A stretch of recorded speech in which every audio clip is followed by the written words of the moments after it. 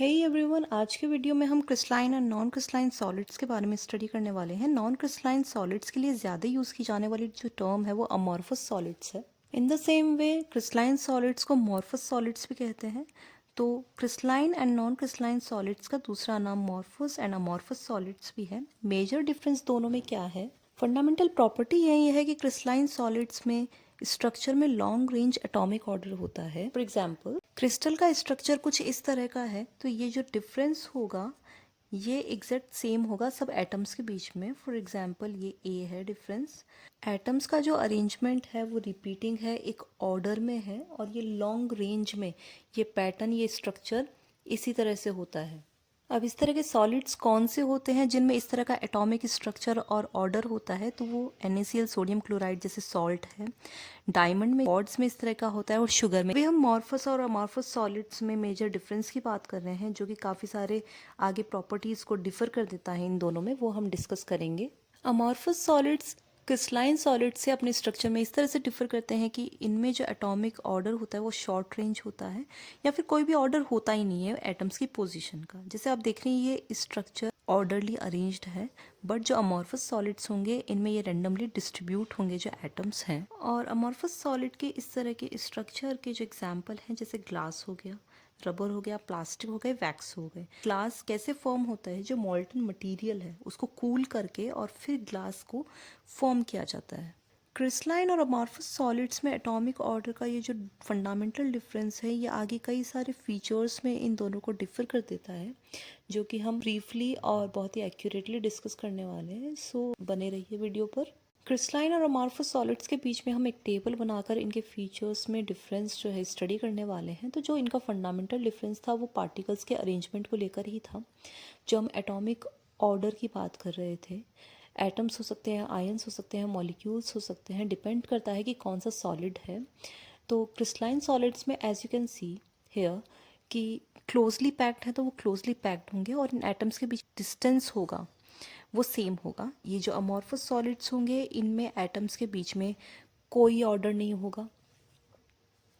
तो स्ट्रक्चर के डिफरेंस को अगर वर्ड्स में डिफाइन करें तो क्रिस्टलाइन सॉलिड्स जो है वो ऑर्डरली होंगे, रेगुलर पैटर्न होगा, एक रिपीटिंग पैटर्न होगा लॉन्ग रेंज में, as you may see hair.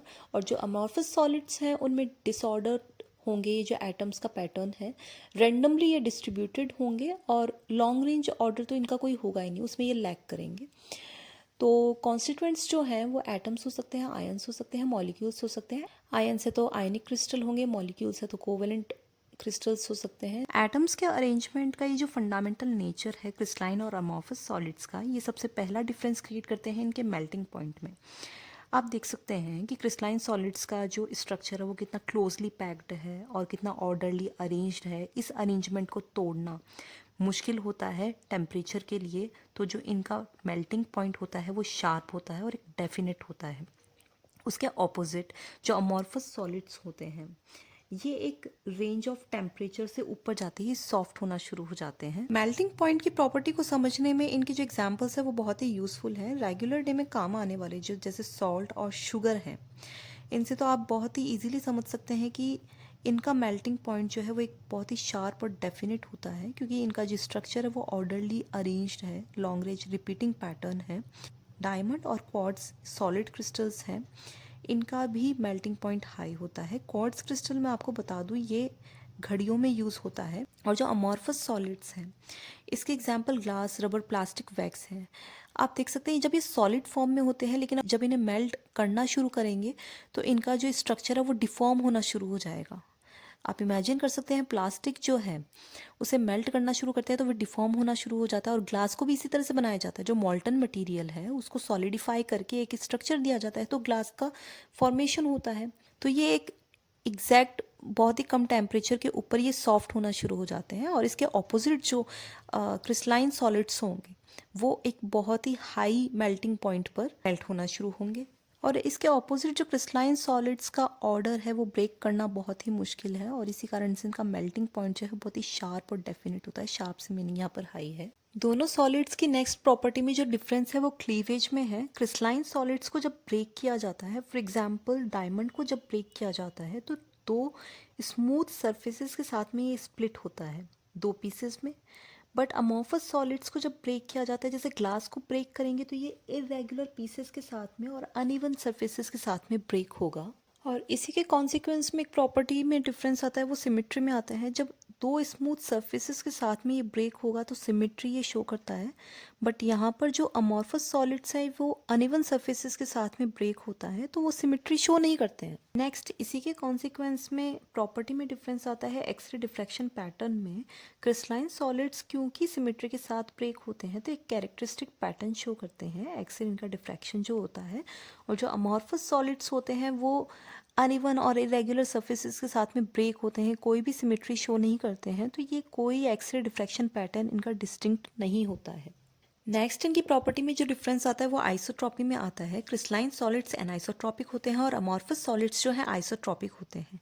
इसका मीनिंग है प्रॉपर्टीज में डायरेक्शन के साथ में कितना चेंज आ रहा है। जहाँ क्रिस्टलाइन सॉलिड्स स्मूथ सरफेसेस के साथ में ब्रेक होते हैं तो सिमेट्री भी शो करते हैं और कैरेक्टरिस्टिक पैटर्न्स भी देते हैं एक्सरे डिफ्रैक्शन में। तो इनमें डायरेक्शनल प्रॉपर्टीज होती है मैकेनिकल एंड ऑप्टिकल। लेकिन वहीं अमॉर्फस सॉलिड्स क्योंकि किसी इवन सरफेस के साथ ब्रेक नहीं होते हैं और सिमेट्री भी ये शो नहीं करते हैं, कोई डिस्टिंक्ट पैटर्न शो नहीं करते हैं, जब इनमें डायरेक्शनल प्रॉपर्टीज़ ही नहीं है तो इनकी जो प्रॉपर्टीज़ हैं वो सभी डायरेक्शन में सेम होती हैं।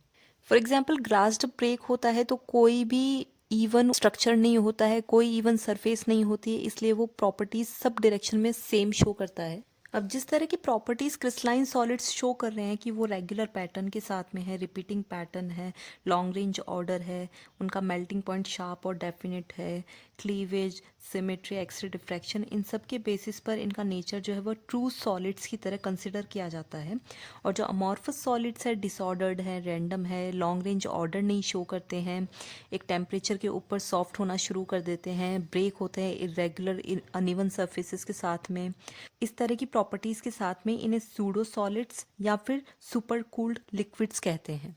इनका नेचर ट्रू सॉलिड्स की तरह नहीं है और जो क्रिस्टलाइन सॉलिड्स है वो प्रॉपर सॉलिड जैसी प्रॉपर्टीज़ को शो कर रहे हैं, तो इन्हें ट्रू सॉलिड्स कहा जाता है। क्रिस्टल सिमेट्री जो है 3 ऑपरेशंस को अप्लाई करके और एनालाइज की जा सकती है, जो कि रोटेशन है, रिफ्रैक्शन है और इन्वर्जन है। जो सिमेट्री शो करने के बाद में क्रिस्टल इंडिस्टिंग्विशेबल होता है ओरिजिनल स्टेट से, मतलब कि उसमें आप डिफरेंस नहीं कर सकते हैं ओरिजिनल स्टेट में और सिमेट्री ऑपरेशन अप्लाई करने के बाद की स्टेट में। तो इंडिस्टिंग्विशेबल का मतलब होता है सेम क्रिस्टल का स्ट्रक्चर वही है जो ऑपरेशन अप्लाई करने से पहले था। सिमेट्री के लिए रोटेशन जो ऑपरेशन होगा वो एक एक्सिस के अराउंड ऑपरेट किया जाता है। रिफ्लेक्शन जो होता है वो एक प्लेन के अक्रॉस मिरर किया जाता है, मिरर इमेज सेम होनी चाहिए, तो सिमेट्री शो करता है क्रिस्टल। और इन्वर्जन जो है वो सेंटर ऑफ इन्वर्जन है, एक पॉइंट होगा सेंटर ऑफ सिमेट्री का। इस सेंटर ऑफ सिमेट्री पॉइंट के ऑपोजिट साइड में हर एक एटम को न्यू पोजीशन पर इक्वल डिस्टेंस के साथ प्लेस करना है, that is centre of inversion. ये एक पॉइंट है सेंटर ऑफ सिमेट्री का। तो हर एक एटम को ऑपोजिट साइड में सेम डिस्टेंस पर आपको प्लेस करना है, इक्वल डिस्टेंस पर, सॉरी सेम डिस्टेंस नहीं, इक्वल डिस्टेंस पर हर एक एटम को ऑपोजिट साइड में प्लेस करना है, that is centre of inversion. So crystal symmetry यहाँ पर मैंने इसको एक्सप्लेन किया है थोड़े लॉन्ग फॉर्मेट में। वीडियो पसंद आया क्रिस्टलाइन और अमॉर्फस सॉलिड्स का तो प्लीज़ कमेंट सेक्शन में मुझे ज़रूर बताइएगा और चैनल को सब्सक्राइब करना बिल्कुल मत भूलना। Please like share and subscribe. Thank you so much.